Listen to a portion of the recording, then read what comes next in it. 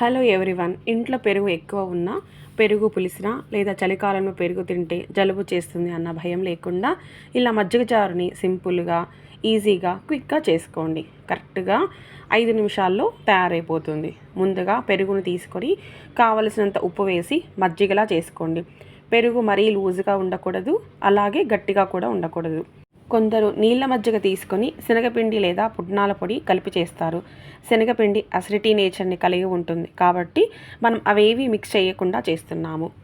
చాలా కొద్దిగా ఆయిల్ తీసుకొని ఆయిల్ వేడి అయ్యాక చిన్నగా కట్ చేసిన ఆనియన్స్, పచ్చిమిర్చి ముక్కలు చిన్నగా అయినా పెద్దగా అయినా మీ ఇష్టం, కరివేపాకు వేసి కలిపి 1 స్పూన్ అల్లం వెల్లుల్లి పేస్ట్ వేసి కలిపాక మూత పెట్టి 1/2 నిమిషం అలాగే ఉంచండి. తర్వాత 1/2 స్పూన్ పసుపు వేసుకొని కలిపి ఇంకో 1/2 నిమిషం మూత పెట్టి ఉంచండి. తర్వాత స్టవ్ ఆఫ్ చేసి మన పెరుగును వేసి కలిపి మూత పెట్టేయండి.